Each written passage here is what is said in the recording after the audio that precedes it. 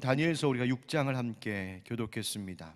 다니엘서 전체를 내용상 그 구조를 살펴보면 1장부터 오늘 본문인 6장까지는 다니엘 생애에 겪었던 주요 사건들, 역사적인 사건들과 또 그가 받은 계시도 간접적으로 받은 그 계시의 내용들을 다루고 있는 본문이 1장부터 6장까지입니다.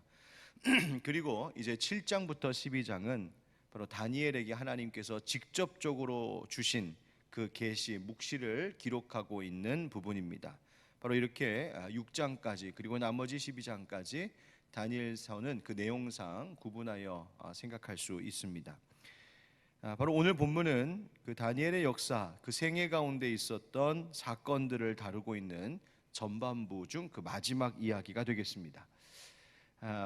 다니엘서 6장에 보니까 다리오 왕이 등장합니다. 다리오 왕이 누굴까? 추측하기는 아마도 바벨론 제국이 멸망할 당시에 메데 바사, 즉 바사 페르시아 제국의 왕은 고레스였는데 그 바사 왕 고레스 왕의 휘하에 있던 총독과 같은 인물이 아니었겠는가, 그렇게 추정합니다. 아무튼 막강한 힘을 가지고 있었던 다리오 왕 시대입니다.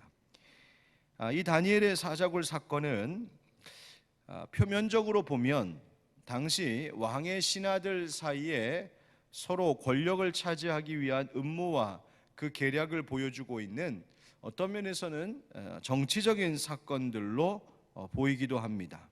어떻게든 그 다니엘을 끌어내리려고 하는 힘 있는 신하들의 암투인 거죠. 그러나 세상의 모든 역사가 그렇듯이 표면적으로는 단순히 정치적, 사회적인 사건들처럼 보일지 모르겠으나 그 이면에는, 그 깊은 속에는 결국 하나님을 경외하는 성도, 그들의 신앙을 지키기 위한 분투의 이야기이고, 거기에는 이 모든 것을 다루시는 하나님, 즉 이스라엘 민족과 그 백성만이 아니라 이방 사람들과 이 세상 모든 것을 주관하고 계시는 하나님의 손길이 모든 역사적 사건 속에는 다 들어있음을 말해주고 있는 이야기입니다. 오늘 말씀이 본문에서 하나님이 어떤 분이심을 말하고 있습니까? 오늘 성경을 여러분 다니엘서 사자굴 이야기 너무 잘 아실 테니까요. 그 본문을 가만히 살펴보면 하나님은 어떤 분이실까? 하나님은 이 모든 것을 다 지켜보고 계신 하나님이시요, 모든 상황을 다 알고 계신 하나님이심을 우리에게 말해주고 있습니다. 모든 위기의 상황을 주관하시는 하나님이신 것, 사람들뿐만 아니라 심지어 사자의 입도 뜻대로 다루시는 하나님, 사람들의 목숨을 붙잡고 계신, 생명을 붙들고 계신 하나님이시구나, 바로 그것을 성경이 우리에게 말해주고 있어요. 여러분, 당시 가장 강력한 힘을 가졌다고 하는 이 다리오 왕조차도 하나님의 손안에 있는 사람이었고, 그 왕은 결국 우리 오늘 본문에서 마지막에 읽었던 것처럼 결국 하나님의 그 능력을 찬양하며 인정하기까지 이르는 것이죠. 여러분 기억하십시오. 하나님께서 온 세상 모든 만물의 주인 되시며 그 모든 것들을 다 다루시는 살아계신 하나님이심을 이 새벽에 우리 다시 한번 고백할 수 있기를 간절히 바랍니다. 이 다니엘의 시대, 여러분 다니엘이 겪은 위급한 상황과 같이 오늘 우리가 살고 있는 형편도 위급한 것들을 보게 됩니다. 다니엘의 주변에 보면 온통 하나님을 모르는 사람들로 가득한 것 같고, 그들을 둘러싼 사람들은 다니엘을 애워싸서 지금 공격하고 있고, 그의 신앙을 막으려고 했던 이 모습처럼 우리가 겪고 있는 이 상황과 환경에서도 이런 일들을 경험할 때가 있습니다. 여러분 생각해 보면 이때 다니엘의 나이가 소년이 아닙니다. 이 다니엘서 6장에서 나올 때 다니엘의 나이는요, 나이가 지긋이 많이 들었을 때의 이야기입니다. 긴 세월을 이렇게 살았으면 좀 믿음 생활하는 것에도 찾아오는 이런 어려움들, 영적인 신앙의 어려움들, 이제는 좀 그만 있어도 되지 않을까 싶기도 합니다. 그 나이가 될 때까지도 다니엘은 신앙을 지키는 일에 있어서 여전히 시련을 겪고 있었고 어려운 위기 가운데 빠지게 되었다 하는 말이에요. 우리도 그렇지 않습니까? 여러분 어떠십니까? 이 정도 살았으면 믿음 생활하는 게 좀 편해져야 되는데 여전히 힘드네. 이 정도 세월이 흘렀으면 내 가족도, 남편도, 아내도, 자식들도 내 믿음 생활하는 것에 도움은 못 줘도 방해는 되지 말았으면 좋겠는데 여전히 힘드네. 이 정도 나이 먹었으면 믿음을 방해하는 유혹이나 시험, 그런 영적인 공격도 이제는 좀 없어야 되는 것 아닌가, 이런 생각 여러분 혹시 들 때 있지 않으십니까? 그러나 여러분 그렇지가 않습니다.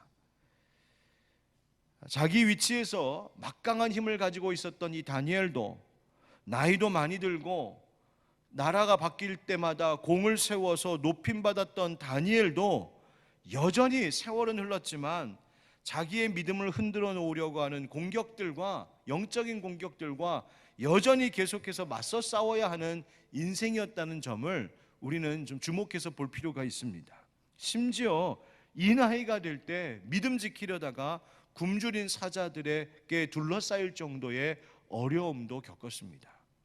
여러분, 우리 인생에 살아가는 동안 영적인 이 공격과 시련, 영적인 시험은 계속된다는 것을 우리 미리 알아둬야 될 것 같습니다. 주님 다시 오시는 그날까지, 우리 천국 가는 그날까지 이 신앙을 지키는 거룩한 싸움은 멈추지 않을 겁니다. 그래서 이 땅에 사는 성도들은 전투하는 성도요, 그 성도들의 모임을 전투하는 교회다라고 말하는 것입니다. 여러분, 우리 하나님 부르시는 그날까지 이 믿음의 싸움, 믿음의 경주, 여러분 두려워하지 말고 끝까지 이 싸움 잘 감당할 수 있기를 주의 이름으로 축복합니다. 그러나 여러분, 우리가 낙심하지 않을 것은 하나님께서는 우리에게 감당할 시험밖에는 허락하지 않으신다고 하셨기 때문입니다. 또 시험 당할 즈음에 무엇을 내주신다고요? 피할 길을 내주시는 하나님. 그래서 우리로 능히 그 시험을 감당하게 하시는 하나님이시라고 고린도전서 10장 13절에 말씀해 주고 계십니다. 여러분, 이 나이가 들도록 이렇게 영적인 시험, 이런 어려움들이 있어야 되는가, 혹시 그런 생각하십니까? 하나님께서 지금도 우리와 함께하고 계시는 줄 믿습니다. 하나님께서 이 길고 먼 광야의 길과 같은 이 인생길을 하나님께서 동행하고 계신 줄 믿습니다.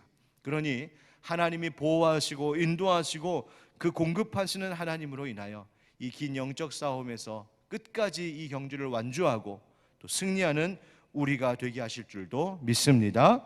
자, 그렇다면 이런 영적인 싸움에서 우리는 어떤 믿음의 태도를 다짐하며 또 그것을 지키며 살아가야 될까?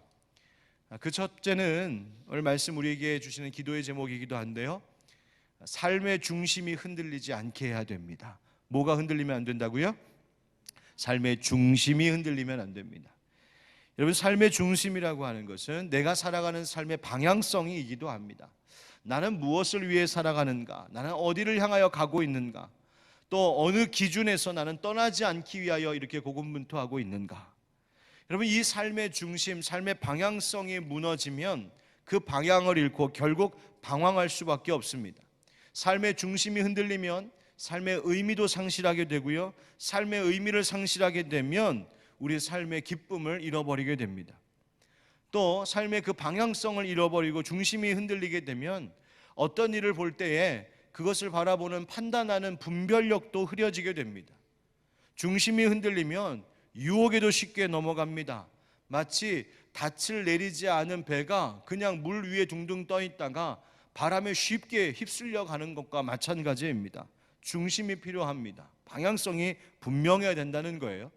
이 점에 있어서 다니엘이 확실했습니다. 우리 10절 말씀 함께, 오늘 본문의 10절을 같이 읽겠습니다. 시작. 다니엘이 이 조서에 왕의 도장이 찍힌 것을 알고도 자기 집에 돌아가서는 윗방에 올라가 예루살렘으로 향한 창문을 열고 전에 하던 대로 하루 3번씩 무릎을 꿇고 기도하며 그의 하나님께 감사하였더라. 아멘. 자, 이 말씀을 보면 다니엘이 자기에게 처한 위험이 무엇인지를 분명히 알고 있었습니다. 모르고 기도하고 있었던 것 아니에요. 죽을 수도 있다는 것을 알고 있었어요. 그러나 다니엘은 이 상황 속에서도 그 중심에 있어서 흔들림이 없었습니다. 그의 중심, 그의 인생의 방향성이 무엇이었느냐? 바로 이 말씀 때문이죠. 예루살렘으로 향한 창문을 열고 기도했다. 바로 그것입니다. 자신이 어려서 포로로 끌려와 떠나와야 했던 이 예루살렘, 그냥 단지 고향 땅 그리워서가 아니라 그 예루살렘은 하나님의 임재가 있는 곳, 하나님의 약속이 있는 곳이었기 때문이죠. 다시 말해 다니엘은 평생을 살아가는 동안 이 나이가 되도록 그의 삶의 중심은 여전히 하나님이셨다는 겁니다. 그리고 그 하나님께서 그의 백성을 회복하실 것에 대하여 여전히 기도하고 있었다는 말이에요. 여러분, 다니엘이 지금 기도하고 있었던 것은 이스라엘의 회복, 이 유다 땅 예루살렘의 회복을 바라보며 기도하고 있었던 모습이에요. 세월이 그렇게 흘렀지만 다니엘의 마음속에 그 소망이 흔들리지 않았습니다. 하나님의 약속에 대한 그 믿음이 흔들리지 않았다는 말이에요.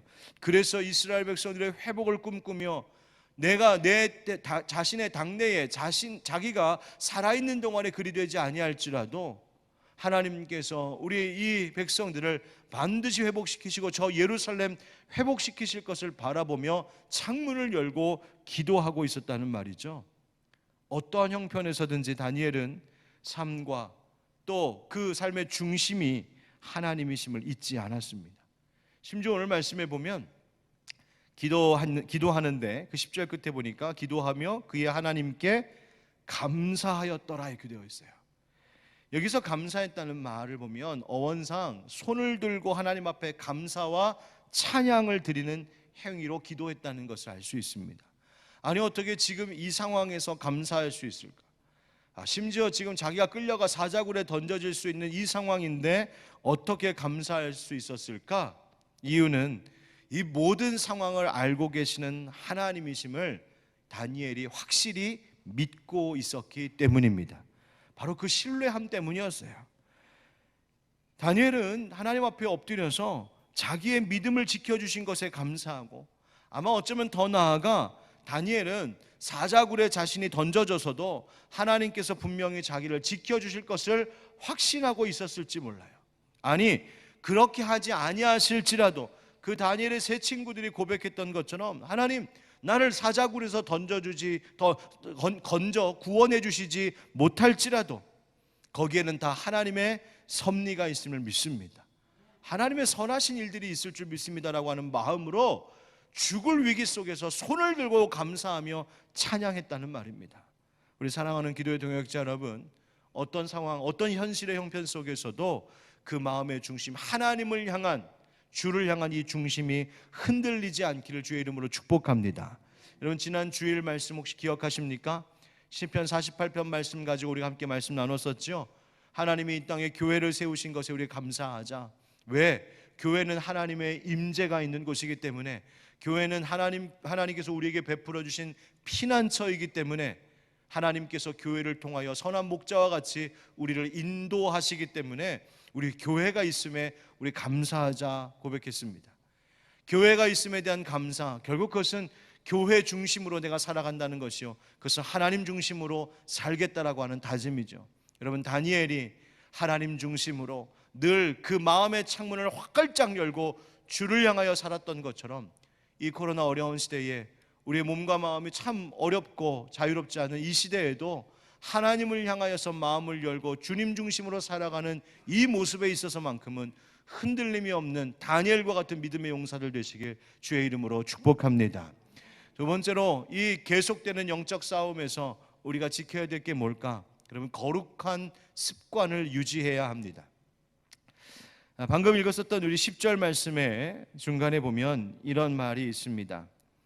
예루살렘으로 향한 창문을 열고 전에 하던 대로 하루 3번씩 무릎을 꿇고 기도하며 라고 하는 말입니다.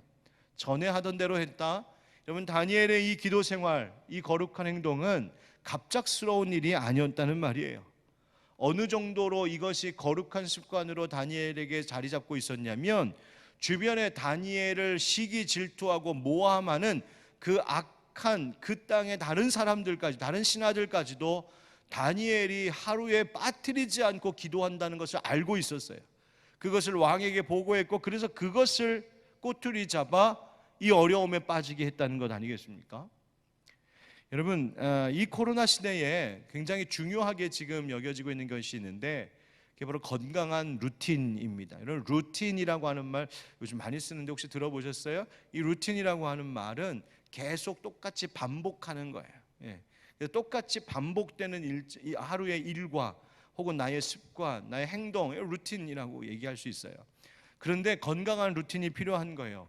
이 코로나 시대에 바깥에 나갈 수 없고 자유롭게 움직일 수 없으니까 아침에 일어나면 건강한 식사하고 집에서 운동하고 또 내가 독서도 하기도 하고 내가 좋아하는 취미 생활을 하기도 하고 새로운 것을 배우기도 하고 또 내 일과 일을 하고, 이렇게 규칙적인 이 건강한 규칙성 있는 삶의 패턴, 이걸 루틴이라고 하는데, 이 건강한 루틴이 내 삶을 우울함에 빠지지 않게 하고 내 몸과 마음이 약해지지 않고 건강하게 하는 것. 그래서 건강한 루틴이 있어야 돼요.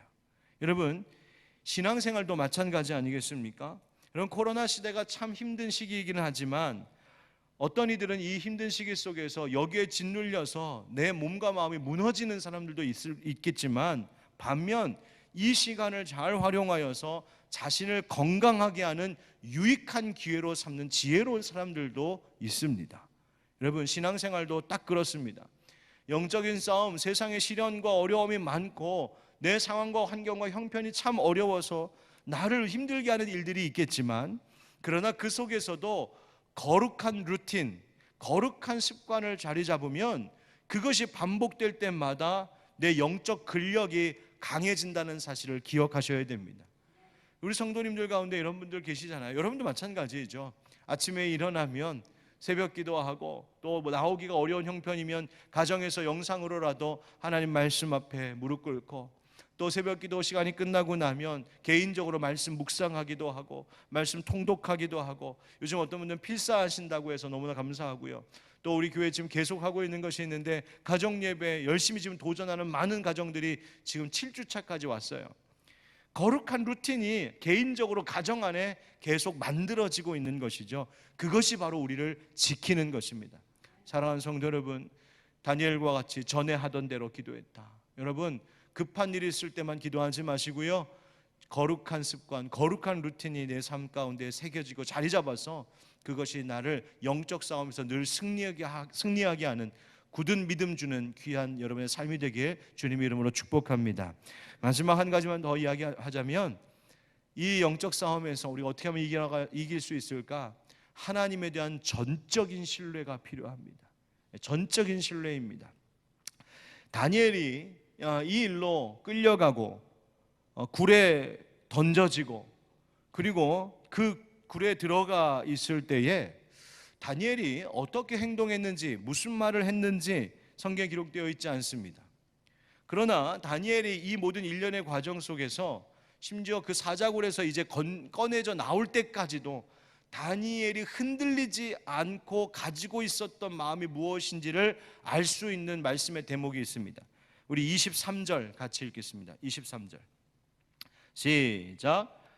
왕이 심히 기뻐서 명하여 다니엘을 굴에서 올리라 하매 그들이 다니엘을 굴에서 올린즉 그의 몸이 조금도 상하지 아니하였으니 이는 그가 자기의 하나님을 믿음이었더라. 아멘. 자기의 하나님을 어떻게 했다고요?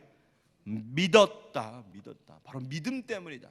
성경은 다니엘이 사자굴에 던져져서도 몸 하나, 털끝 하나 상하지 않고 나올 수 있었던 그 이유는, 물론 하나님께서 그를 지키시고 보호하신 것일 텐데, 하나님께서 그를 지키시고 보호하셨던 거기에는 다니엘의 전적인 믿음, 하나님에 대한 신뢰가 작용하고 있었다는 거예요. 여러분, 어떤 상황 속에서도 하나님을 향한 이 믿음이 흔들리지 않는 우리 되기를 축복합니다. 그냥 부분적으로 신뢰하는 것 아니라 전적으로 내어 맡기는 신뢰가 필요합니다. 여러분, 오늘도 기도하기 위하여 또 기도의 제목으로 가지고 나온 모든 일들, 여러분 삶의 형편 가운데 있는 모든 일들 주님 앞에 아뢰일 때 의심하고 불안한 마음이 아니라 다니엘과 같이 사자굴의 한복판에서도, 사자의 그 무서운 입 앞에서도 전적으로 하나님을 신뢰했던 그 다니엘의 믿음을 오늘 다시 한번 우리의 마음 가운데 다짐하고 고백할 수 있기를 주의 이름으로 축원합니다. 그러면 하나님께서 28절의 말씀과 같이 모든 시대에 형통하였더라 승리케 하시는 은혜가 여러분 개인과 가정과 이 교회 가운데 있을 줄 믿습니다.